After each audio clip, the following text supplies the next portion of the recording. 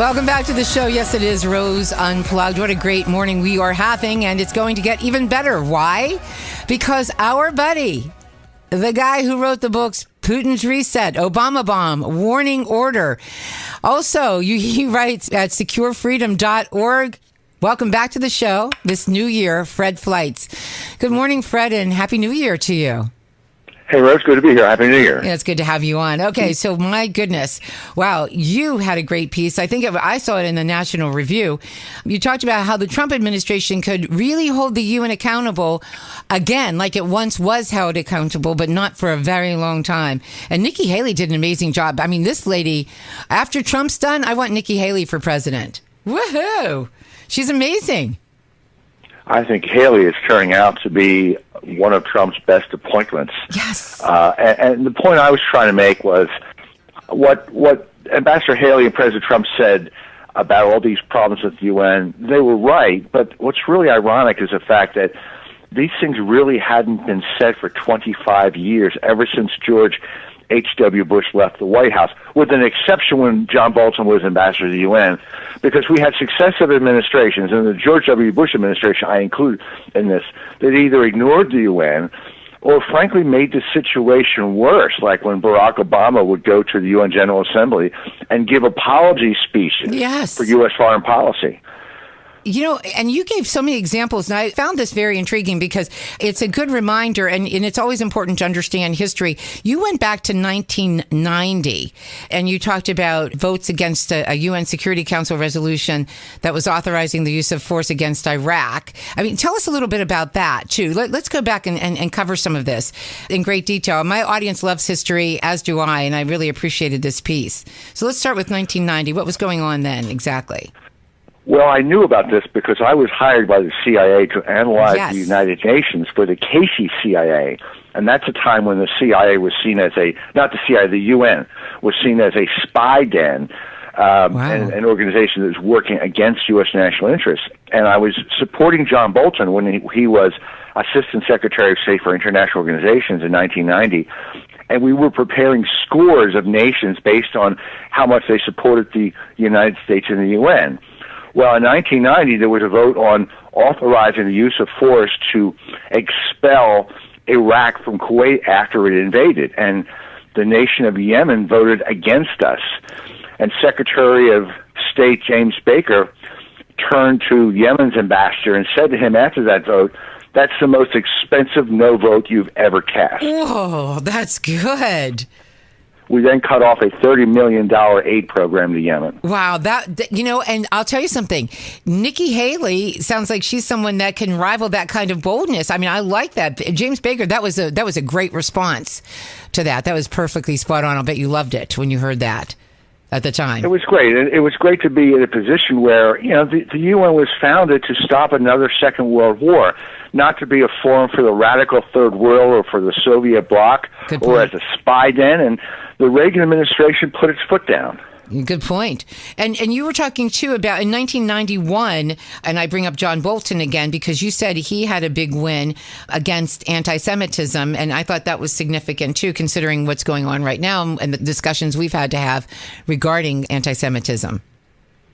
Yeah, in 1975, the UN passed a resolution equating Zionism with racism. It was one of the most racist anti-Semitic resolutions ever passed. Wow. John Bolton wanted to rescind it, and he fought an intensive battle mostly against the State Department. Oh, my God. To get a UN resolution rescinding this abhorrent thing that the UN passed.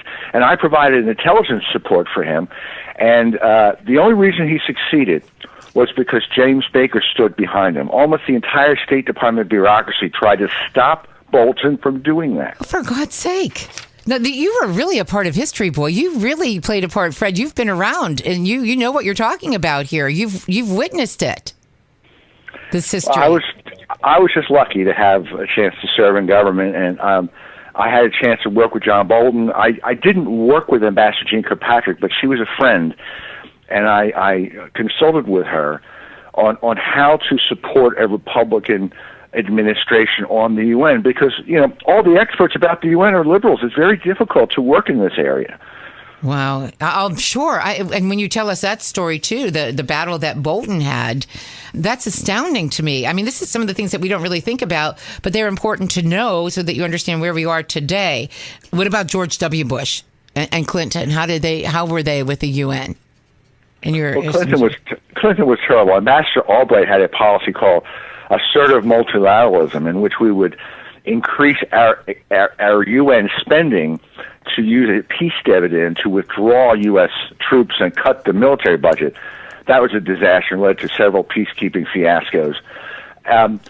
George W. Bush really wasn't that tough on the UN because I don't think Secretaries Powell or Rice were interested. Now, Bolton was a brief exception, but frankly, Rice and Powell were not interested in confronting the UN about corruption and bias. You know, that's interesting. John Bolton, good for him. He's on the show fairly often as well, and I really like him. I always did. Like him.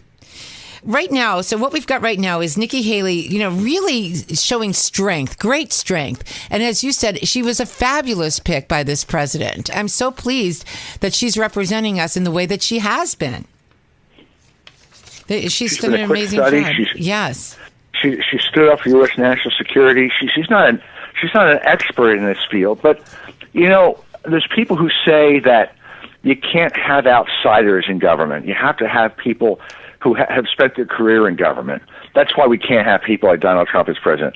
No.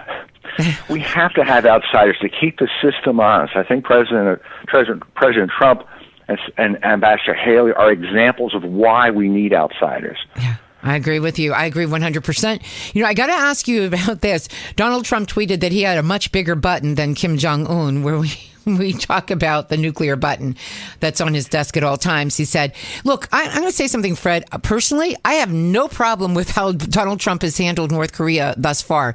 Quite frankly, when we read that there are gas lines right now, very long lines for fuel, that even the military have been granted breaks during their time of service to go scrounge for food. I mean, they are feeling the effects.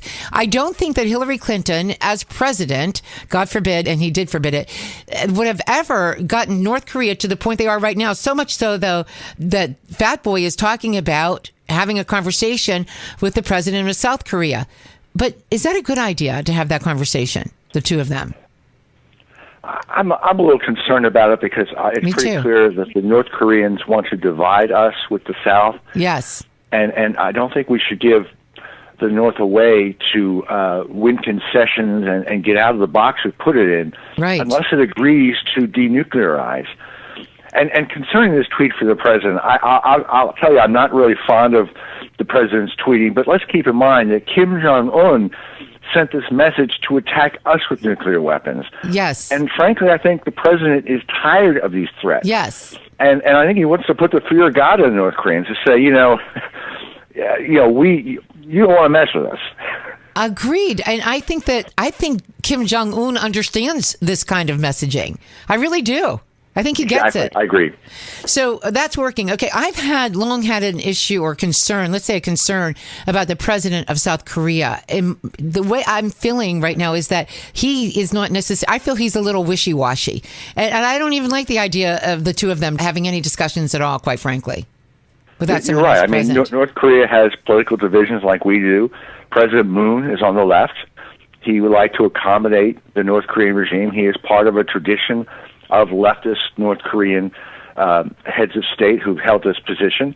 And it is simply the cycle of North Korean politics right now. That nation is actually very divided. There are many South Koreans who do not agree with that approach. Yeah, and we've got defectors coming out of North Korea they've been starved, they've got bacteria, they've got sicknesses and disease, and it's just my heart breaks for the people of North Korea. But I just really, I don't know, I don't feel comfortable with any kind of talks between the two countries right now. Let's talk about Iran real quick because I don't have a whole lot of time left. This all started because the people of Iran found out where money was going, where the government was spending their money or putting their money, investing their money, and it wasn't in the people of Iran. And there was an organic protest, an organic movement that led to the protests that we've seen. It's been going on for about a week now. When you see what's going on in Iran, what are your thoughts, your immediate thoughts, Fred? I think that's right. They see the mullahs living in luxury. Yep. Did you know that the Iranian government gave $800 million to its terrorist proxy Hezbollah last year? It's given a $1 billion line of credit to Syria's President Assad. Meanwhile, the people of Iran can't buy eggs and chicken, and some of them are selling their organs to raise funds to live on. Oh, my God. There should be such outrage. There should be, this is so upsetting to me when I see how these people are living. And, and when you talk about that $800 million to a terrorist group, Obama gave them money to use towards that end. We gave them tens of billions of dollars, and they're paying out Ayatollahs and the terrorism. They're giving it to terrorism. That doesn't show support for the Iranian people either. When we had an administration that was in it for the government of Iran and not for the people. Well, the Obama administration colluded with the Iranian mullahs. There's no question about that. No doubt. No doubt. It's just so upsetting. How do you think this is going to play out? In the end, Fred, will the people prevail or they'll just be silenced, I suppose? I regret to say I think that this set of demonstrations will probably end in a violent crackdown. However, I believe the question of the Iranian leaders, it's not a matter of whether they will be overthrown. It is a matter of when. Right. And every time there are demonstrations, that date gets closer. Well, good. All right. It's always such a pleasure to have you on the program. We were talking to Fred Fleitz. His website is securefreedom.org. His books are Putin's Reset, Obama Bomb, Warning Order. Fred, I was thinking we go back to almost the beginning of this show when I started doing this new show, and it's been such a pleasure to have you part of the program. It really has. Me too. I love to do it.